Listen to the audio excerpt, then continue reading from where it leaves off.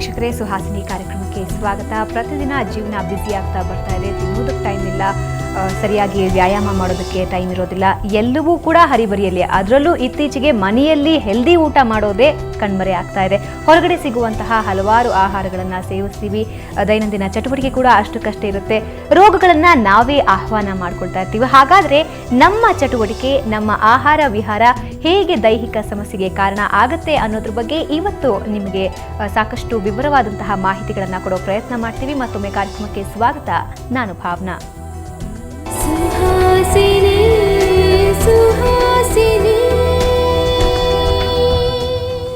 ಈ ವಿಷಯದ ಬಗ್ಗೆ ನಮ್ಮ ಜೊತೆ ಮಾತಾಡೋದಕ್ಕೆ ಸುದರ್ಶನ್ ಬಲ್ಲಾಳ್ ಅವ್ರ ಜೊತೆ ಇದ್ದಾರೆ. ಸುದರ್ಶನ್ ಅವರೇ, ಕಾರ್ಯಕ್ರಮಕ್ಕೆ ಸ್ವಾಗತ. ಇವತ್ತು ಲೈಫ್ ಸ್ಟೈಲ್ ಹೇಗಾಗ್ಬಿಟ್ಟಿದೆ ಅಂದರೆ, ಮನೆಯಲ್ಲೇ ತರಕಾರಿ ತಂದು ಅಡುಗೆ ಮಾಡೋದಕ್ಕೆ ಕೂಡ ತುಂಬ ಜನಕ್ಕೆ ಪೇಷನ್ಸ್ ಇರೋದಿಲ್ಲ, ಸಾಕಷ್ಟು ಸಮಸ್ಯೆಯಿಂದ ಕಾಡ್ತಿರುತ್ತೆ. ಇವತ್ತಿನ ನಮ್ಮ ಲೈಫ್ ಸ್ಟೈಲು, ನಮ್ಮ ಆಹಾರ ಕ್ರಮ ಹೇಗೆ ನಾವೇ ರೋಗವನ್ನು ಆಹ್ವಾನ ಮಾಡ್ಕೊಳ್ತಾ ಇದ್ದೀವಿ ಅಂತ ಅನಿಸ್ತಿದೆ? ನೀವು ಹೇಳಿದ್ದು 100% ನಿಜ. ಇವಾಗ ಏನಾಗಿದೆ ಅಂದರೆ, ನಮ್ಮ ದೇಶದಲ್ಲಿ ಲೈಫ್ ಸ್ಟೈಲ್ ಡಿಸೀಸಸ್ ಅಥವಾ ನಾನ್ ಕಮ್ಯುನಿಕೇಬಲ್ ಡಿಸೀಸ್ ಅಂತ ಹೇಳ್ತೀವಿ, ಇದು ತುಂಬಾಷ್ಟು ಎಪಿಡೆಮಿಕ್ ಥರನೇ ಹರಡಿದೆ. ಮುಂಚೆ ಹೇಗೆ TB, ಮಲೇರಿಯಾ, ಚಿಕನ್ ಗುನ್ಯಾ ಈ ಕಾಯಿಲೆಗಳೆಲ್ಲ ಇದ್ವಿ, ಅದೇ ಥರ ಇವಾಗ life style disease major problem ಆಗಿಬಿಟ್ಟಿದೆ. ಲೈಫ್ ಸ್ಟೈಲ್ ಡಿಸೀಸ್ ಅಂದರೆ ಇಟ್ ಈಸ್ ರಿಲೇಟೆಡ್ ಟು ನಾವು ಏನು ಆಹಾರ ಸೇವಿಸ್ತೀವೋ, ಏನು ನಾವು ಕೆಲಸ ಮಾಡ್ತೀವೋ, ಏನು ಕೆಲಸ ಮಾಡೋದಿಲ್ವೋ ಅದನ್ನು ಹೊಂದಿಕೊಂಡಿದ್ದಿದೆ. ಈಗ ಹೆಚ್ಚಾಗಿ ಲೈಫ್ ಸ್ಟೈಲ್ ಡಿಸೀಸ್ಗೆ ನಾವು ಡಯಾಬಿಟೀಸು, ಹೈ ಬ್ಲಡ್ ಪ್ರೆಷರು, ಬೊಜ್ಜು ಅಥವಾ ಒಬಿಸಿಟಿ, ಮತ್ತು ಹಾರ್ಟ್ ಪ್ರಾಬ್ಲಮ್ಸು, ಆಮೇಲೆ ಸ್ಟ್ರೋಕ್ಸು, ಕಿಡ್ನಿ ಫೇಲ್ಯೂರು, ಕ್ಯಾನ್ಸರು, ಇದೆಲ್ಲ ಲೈಫ್ ಸ್ಟೈಲಿಂದ ಬರುತ್ತೆ. ನಾನು ಯಾವಾಗಲೂ ನಮ್ಮ ಪೇಷಂಟ್ಸಿಗೆ ಹೇಳ್ತೀನಿ, ಈ 5 S's ಅಂತೇಳಿ ಇದೆ, ಈ 5 S's ಅನ್ನು ನೀವು ಕಂಟ್ರೋಲಲ್ಲಿ ಇಟ್ಕೊಂಡ್ರೆ ನಿಮಗೆ ಯಾವ ಲೈಫ್ ಸ್ಟೈಲ್ ಡಿಸೀಸು ಬರೋದಿಲ್ಲ. ಈ 5 S's ಅಂದರೆ, ಒಂದು ಸಾಲ್ಟು, ತುಂಬ ಉಪ್ಪು ತಿಂದರೆ ನಿಮಗೆ BP ಬರೋದು, ಹಾರ್ಟ್ ಪ್ರಾಬ್ಲಮ್ ಬರುತ್ತೆ. ಶುಗರ್ ಅಂದರೆ ನಾವು ಏನೆಲ್ಲ ದಿವಸಕ್ಕೆ ತಿಂತೀವ, it may not be just sugar, but ಎಲ್ಲ ಕ್ಯಾಲರೀಸನ್ನು ಕೌಂಟ್ ಮಾಡಬೇಕಾಗುತ್ತೆ. ಸ್ಮೋಕಿಂಗ್ ನೀವು ನೋಡಿರ್ಬೋದು, ಇವಾಗ ಚಿಕ್ಕ ವಯಸ್ಸಿನಲ್ಲೇ ಜನರು ಸ್ಮೋಕ್ ಮಾಡಲಿಕ್ಕೆ ಮಾಡ್ತಾರೆ. ನನ್ನ ಲೆಕ್ಕದಲ್ಲಿ ಸ್ಮೋಕಿಂಗ್ ಅಂದರೆ ಸಯನೈಡ್ ಇದ್ದಂಗೆ. ಸಯನೈಡ್ ಇಮಿಡಿಯೇಟ್ ಆಗಿ ಕೊಲ್ಲುತ್ತೆ, ಸ್ಮೋಕಿಂಗ್ ಸ್ಲೋಲಿ ಕೊಲ್ಲುತ್ತೆ. ಆಮೇಲೆ ಸ್ಟ್ರೆಸ್ಸು, ಎಲ್ಲರೂ ಇವಾಗ ಫೋನನ್ನು 2 ನಿಮಿಷಕ್ಕೆ ನೋಡ್ತಾರೆ, ಕಾರಲ್ಲಿ ಹೋಗುವಾಗಲೂ ಫೋನ್ ನೋಡ್ತಾರೆ, ಏನು ಮಾಡೋದಿದ್ರು ಡ್ರೈವ್ ಮಾಡ್ತಾರೆ, ಫೋನ್ ನೋಡ್ತಾರೆ, they are always busy. So stress. ಇನ್ನೊಂದು ಸೆಡೆಂಟ್ರಿ ಲೈಫ್ ಸ್ಟೈಲು. ಇವಾಗ ನಾವು ರೂಮಲ್ಲೇ ಕೂತ್ಕೊಂಡಿರ್ತೀವಿ, ಎಲ್ಲಿ ಓಡಾಡೋದಿಲ್ಲ. ಮಕ್ಕಳು ಟ್ಯೂಷನಿಗೆ ಹೋಗ್ತಾರೆ, ಟ್ಯೂಷನಿಂದ ಶಾಲೆಗೆ ಹೋಗ್ತಾರೆ, ಶಾಲೆಯಿಂದ ಮನೆಗೆ ಬಂದು ಪುನಃ ಓದಲಿಕ್ಕೆ ಸ್ಟಾರ್ಟ್ ಮಾಡ್ತಾರೆ. ನೀವು ಗ್ರೌಂಡಲ್ಲಿ ಯಾವ ಮಕ್ಕಳನ್ನೇ ನೋಡೋದಿಲ್ಲ. ಹಾಗಾಗಿ ಸೆಡೆಂಟ್ರಿ ಲೈಫ್ ಸ್ಟೈಲ್ ಇದೆಲ್ಲ ಸಣ್ಣ ವಯಸ್ಸಿನಿಂದಲೇ ಸ್ಟಾರ್ಟ್ ಆಗುತ್ತೆ. ಈ ಲೈಫ್ ಸ್ಟೈಲನ್ನು ನಾವು ಸಣ್ಣ ವಯಸ್ಸಿನಿಂದಲೇ ಕಂಟ್ರೋಲ್ ಮಾಡಿಲ್ಲ ಅಂದರೆ ಮುಂದೆ ಹೋದಾಗ ತುಂಬ ಪ್ರಾಬ್ಲಮ್ ಆಗುತ್ತೆ. ಸೊ ನಮ್ಮ ಲೆಕ್ಕದಲ್ಲಿ ಈ 5 S's ಅನ್ನು ನೀವು ಕಂಟ್ರೋಲ್ ಮಾಡಿದರೆ ನಿಮಗೆ ಲೈಫ್ ಸ್ಟೈಲ್ ಡಿಸೀಸ್ ಬರುವ ಅಂಶ ಭಾಳಷ್ಟು ಕಡಿಮೆ ಆಗುತ್ತೆ. ಆದರೆ ಇವತ್ತಿನ ದಿನದಲ್ಲಿ ಅದು ಸ್ವಲ್ಪ ಕಷ್ಟಕರ ಅಂತಲೇ ಎಲ್ಲರೂ ಹೇಳ್ತಾರೆ. ಆರೋಗ್ಯಕ್ಕಿಂತ ಹೆಚ್ಚಾಗಿ ಅಯ್ಯೋ ಸ್ವಲ್ಪ ಕಷ್ಟ ಆಗುತ್ತೆ ಅಂತಲೇ ಹೇಳ್ತಾರೆ. ಯಾಕೆಂದರೆ ಬೆಳಗಾಗಿದ್ರೆ ಕೆಲಸಕ್ಕೆ ಹೋಗಬೇಕಾಗುತ್ತೆ, ಹೊರಗಡೆ ಹೋಗಿ ತರಕಾರಿ ತಂದು ಅದನ್ನು ಬಳಸಿ ಅಡುಗೆ ಮಾಡೋದಕ್ಕೆ ಯಾರಿಗೂ ಸಮಯ ಇರೋದಿಲ್ಲ. ಸೊ ಹೊರಗಡೆ ಜಾಸ್ತಿ ತಿನ್ನೋದು ಇತ್ತೀಚೆಗೆ ಹೆಚ್ಚಾಗ್ತಾ ಇದೆ. ಅಂದರೆ ಹೊರಗಡೆಯಿಂದ ಪಾರ್ಸಲ್ ತಂದು ಮನೇಲಿ ತಿನ್ನೋದು ಅಥವಾ ಹೊರಗಡೆ ಡಿನ್ನರ್ಗೆ ಅಂತ ಹೋಗೋದು, ಇದು ಎಷ್ಟರ ಮಟ್ಟಿಗೆ ಮನುಷ್ಯನ ದೇಹದ ಮೇಲೆ ಪರಿಣಾಮ ಬೀರುತ್ತೆ ಅಂತ ಹೇಳ್ತೀರಾ? ನಾವು ಅನ್ಫಾರ್ಚುನೇಟ್ಲಿ ಪಾಶ್ಚಾತ್ಯ ದೇಶದಲ್ಲಿ ಏನೆಲ್ಲ ಅವ್ರು ತಪ್ಪು ಮಾಡ್ತಾ ಇದ್ರ ಅವರು ಅದನ್ನು ಬಿಟ್ಬಿಟ್ಟಿದ್ದಾರೆ, ನಾವು ಅದನ್ನು ಕಲ್ತ್ಕೊಂಡಿದ್ದೀವಿ. ಇವಾಗ ಅಲ್ಲಿ TV ಡಿನ್ನರ್ ಅಂತೆಲ್ಲ ಇತ್ತು, ಅಂದರೆ ಯಾರು ಕುಕ್ ಮಾಡೋದಿಲ್ಲ, ಎಲ್ಲರೂ ಬ್ಯುಸಿ ಇರ್ತಾರೆ. ಅವರು ಹೊರಗಡೆಯಿಂದ ಬಂದು ಮನೆಯಲ್ಲಿ TV ನೋಡುವಾಗ ತಿಂತಾ ಇರ್ತಾರೆ. ಒಂದು, ನೀವು TV ನೋಡ್ತೀರಾ, ಸೆಡೆಂಟ್ರಿ ಆಗಿರ್ತೀರಾ. 2, ನೀವು ತಿನ್ನೋದು ನಿಮಗೆ ಗೊತ್ತೇ ಆಗೋದಿಲ್ಲ ಎಷ್ಟು ತಿಂತೀರಿ ಅಂತ. ಸೊ 2 ವಿಷಯದಲ್ಲಿ ಅದು ಹಾನಿಕರ ಆಗುತ್ತೆ. ಹಾಗೆ ನಮ್ಮ ದೇಶದಲ್ಲಿ ಏನಾಗಿದೆ ಅಂದರೆ, ಇವಾಗ ನಾವು ಕರೆಕ್ಟ್ ಬ್ಯಾಲೆನ್ಸ್ ಡಯಟ್ ತಗೊಳ್ಳೋದಿಲ್ಲ.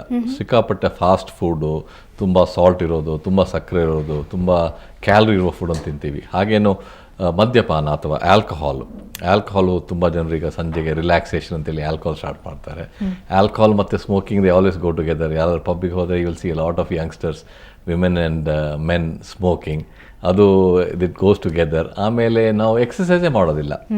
ಹಾಗಾಗಿ ಇವಾಗ ಕೇವ್ ಮ್ಯಾನಿಗೂ ಕಂಪ್ಯೂಟರ್ ಮ್ಯಾನಿಗೂ ನೋಡಿದರೆ ಡಿಫ್ರೆನ್ಸ್ ಅಂದರೆ, ಅವರು ತುಂಬ ರಫೇಜ್ ತಿಂತಾಯಿದ್ರು, ವೆಜಿಟೇಬಲ್ಸ್ ತಿಂತಾಯಿದ್ರು, ಸಿಗರೆಟ್ ಇರಲಿಲ್ಲ, ಆವಾಗ ಸಾಲ್ಟ್ ಇರಲಿಲ್ಲ, ಶುಗರ್ ಇರಲಿಲ್ಲ, ಫ್ರೂಟ್ಸ್ ತಿಂತಾಯಿದ್ರು, ತರಕಾರಿ ತಿಂತಾಯಿದ್ರು.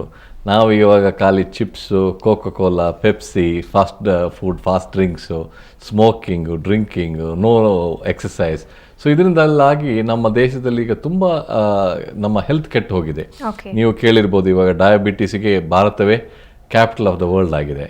ಇವಾಗ ಒಂದು ರೀಸೆಂಟ್ ಸ್ಟಡಿ ಇದೆ, ನೀವು ಆಸ್ಪತ್ರೆಗೆ ಬರುವ 50% ಜನರಿಗೆ, ಅಂದರೆ 2 ಜನದಲ್ಲಿ ಒಬ್ಬರಿಗೆ ಒಂದೇ ಡಯಾಬಿಟೀಸ್, ಒಂದೇ ಬ್ಲಡ್ ಪ್ರೆಷರ್ ಇದೆ.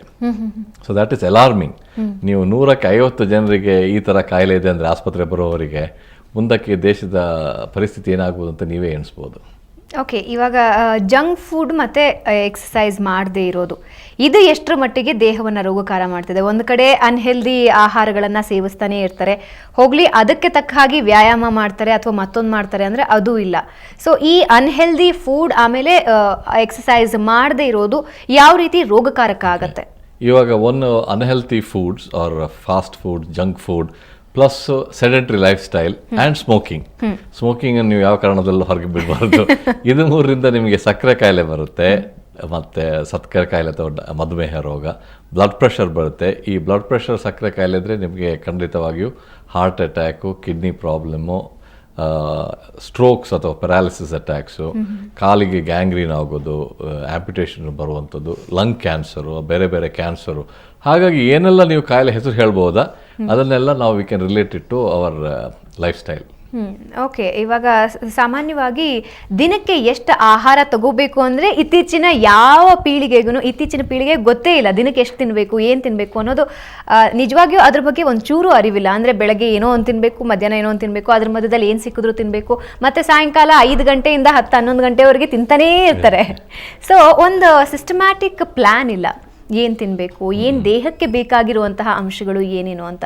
ಸೊ ನಿಮ್ಮ ಪ್ರಕಾರ ದೇಹಕ್ಕೆ ಬೇಕಾಗಿರೋ ಅಂಶಗಳು ಏನೇನು? ಇವಾಗ ನಾವು ಏನು ರೆಕಮೆಂಡ್ ಮಾಡ್ತೀವಿ ಅಂದರೆ, ನೀವು ದಿವಸಕ್ಕೆ ಒಂದು 4-5 ಸಲ ಆದರೂ small quantities and balance diet ತಗೊಳ್ಬೇಕು. ಬ್ಯಾಲೆನ್ಸ್ ಡಯಟ್ ಅಂದರೆ ಅದರಲ್ಲಿ ವೆಜಿಟೇಬಲ್ಸ್ ಇರಬೇಕು. ನೀವು ವೆಜಿಟೇರಿಯನ್ ಆದರೆ ಅಫ್ಕೋರ್ಸ್ ಈ ಪನ್ನೀರು, ಮಿಲ್ಕು, ಫ್ರೂಟ್ಸು ಇದೆಲ್ಲ ತಗೊಳ್ಬೋದು. ನಾನ್ ವೆಜಿಟೇರಿಯನ್ಸ್ ಆದರೆ egg white, fish, chicken, protein ಬೇಕು. ನಿಮಗೆ ಪ್ರೋಟೀನ್ ಅಂತೂ ಬೇಕೇ ಬೇಕು, ಇಲ್ಲಾಂದರೆ ನಿಮ್ಮ ಮಸಲ್ಸ್ ಎಲ್ಲ ಬೆಳೆಯೋದಿಲ್ಲ. ಹಾಗೆ ಕಾರ್ಬೋಹೈಡ್ರೇಟ್ಸ್ ನಿಮ್ಮ ಎನರ್ಜಿ ಲೆವೆಲ್ ಸಿಗಬೇಕು, ಮತ್ತು ಸ್ವಲ್ಪ ಫ್ಯಾಟೂ ಬೇಕಾಗುತ್ತೆ. ಅದ್ರ ಜೊತೆ ನಿಮಗೆ ಮಿನರಲ್ಸು, ಐರನ್ನು, ವೈಟಮಿನ್ಸು ಇದೆಲ್ಲ ಬೇಕಾಗುತ್ತೆ. ಸೊ ಇದಕ್ಕೆ ನಾವು ಬ್ಯಾಲೆನ್ಸ್ ಡಯಟ್ ಅಂತ ಹೇಳ್ತೀವಿ. ಆದರೆ ನೀವು ಮಿತಿ ಮೀರಿ ಯಾವುದನ್ನು ಮಾಡಬಾರ್ದು. ವಿಪರೀತ ಬೆಳಿಗ್ಗೆ ಎದ್ದೇ ಕೇಕ್ ತಿನ್ನೋದು, ಮಧ್ಯಾಹ್ನಕ್ಕೂ ಕೇಕು, ಸಂಜೆಗೆ ಗುಲಾಬ್ ಜಾಮೂನು, ರಾತ್ರಿಗೆ ಚಿಪ್ಸು ಮತ್ತು ಬಿಯರು ಇದನ್ನೆಲ್ಲ ತಗೊಂಡು ನಿಮ್ಮ ದೇಹವನ್ನು ನೀವೇ ಹಾಳು ಮಾಡ್ಕೊಳ್ತೀರಾ. ಓಕೆ, ಅಂದರೆ ಒಂದು ರೀತಿ ಬ್ಯಾಲೆನ್ಸ್ಡ್ ಡಯಟ್ ಇರಬೇಕು.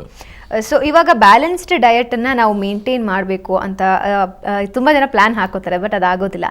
ಸಾಮಾನ್ಯವಾಗಿ ಇತ್ತೀಚಿನ ದಿನದಲ್ಲಿ ಈ ಆಹಾರದಿಂದನೇ ಬರ್ತಾ ಇರುವಂತಹ ಸಮಸ್ಯೆ ಅಂದರೆ ಒಂದು ಗ್ಯಾಸ್ಟ್ರಿಕ್.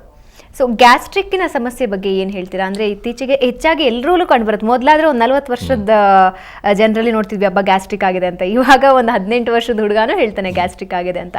ಸೊ ಗ್ಯಾಸ್ಟ್ರಿಕ್ಗೆ ಏನು ಕಾರಣ? ನಾನು ಹೇಳಿದಂತೆ ಒಂದು ಆಫ್ಕೋರ್ಸ್ ಆಹಾರದಿಂದಲೂ ಕೆಲವು ಸಲ ಗ್ಯಾಸ್ಟ್ರೈಟಿಸ್ ಅಥವಾ ಇನ್ಫ್ಲಮೇಷನ್ ಬರುತ್ತೆ ಹೊಟ್ಟೆಯಲ್ಲಿ, ಮತ್ತು ಸ್ಟ್ರೆಸ್ ಇಂದನೂ ಬರುತ್ತೆ. ನಿಮಗೆ ಸ್ಟ್ರೆಸ್ ಜಾಸ್ತಿ ಆದರೆ ಡೆಫಿನೆಟ್ಲಿ ನಿಮ್ಮ ಸ್ಟಮಕಲ್ಲಿ ಇನ್ಫ್ಲಮೇಷನ್ ಬರುತ್ತೆ. ಸ್ಮೋಕಿಂಗ್ ಆ್ಯಂಡ್ ಆಲ್ಕೋಹಾಲ್ ಇದು again very common cos of all stomach disorders. ಈಗ ಸ್ಮೋಕಿಂಗಿಂದ ನಿಮಗೆ ಬೇರೆ ಬೇರೆ ಪ್ರಾಬ್ಲಮ್ ಬರುತ್ತೆ. ಹಾಗೂ ತುಂಬ ಆಲ್ಕೋಹಾಲ್ ಜಾಸ್ತಿ ತಗೊಂಡ್ರೆ ನಿಮಗೆ ಗ್ಯಾಸ್ಟ್ರೈಟಿಸು, ಲಿವರ್ ಡಿಸೀಸು, ಪ್ಯಾಂಕ್ರಟೈಟಿಸ್ ಇದೆಲ್ಲ ಬರುತ್ತೆ.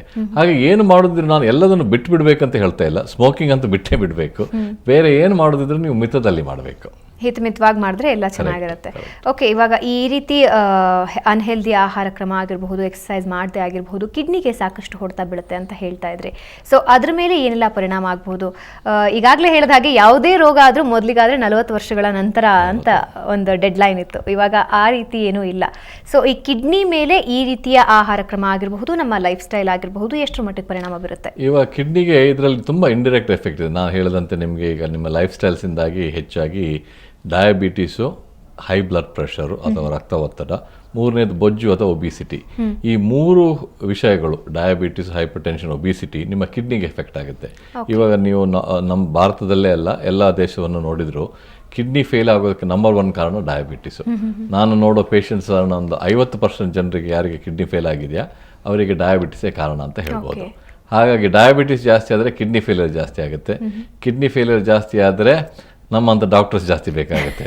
ಸೊ ಆದರೆ ನಮ್ಮ ಜನರಿಗೆ ಸಲಹೆ ಏನಂದರೆ, ನೀವು ನಮ್ಮನ್ನು ನೋಡ್ಲಿಕ್ಕೆ ಬರೋದೇ ಬೇಡ, ಕಿಡ್ನಿ ಡಿಸೀಸ್ ಬರದಿಂದಾಗೆ ನೀವೇ ನೋಡ್ಕೊಳ್ಳಿ ಅಂತ ಹೇಳ್ತೀವಿ ನಾವು. ಓಕೆ, ಇದ್ರ ಬಗ್ಗೆ ನಿಮ್ಮ ಜೊತೆ ಇನ್ನಷ್ಟು ಮಾತಾಡ್ತೀವಿ. ಸೊ ವೀಕ್ಷಕರೇ, ಡಾಕ್ಟರ್ ಈಗ ತಾನೇ ಹೇಳಿದ್ರು ಕಿಡ್ನಿ ಡಿಸೀಸ್ ಬರದೇ ಇರೋ ಹಾಗೆ ತಡೆದ್ರೆ ಸಾಕು, ಅದ್ರ ಬಗ್ಗೆ ಸಾಕಷ್ಟು ಎಚ್ಚರ ವಹಿಸಬೇಕು ಅಂತ. ಹಾಗಾದರೆ ಏನೆಲ್ಲ ಎಚ್ಚರಿಕೆ ಬಳಸಬೇಕಾಗತ್ತೆ?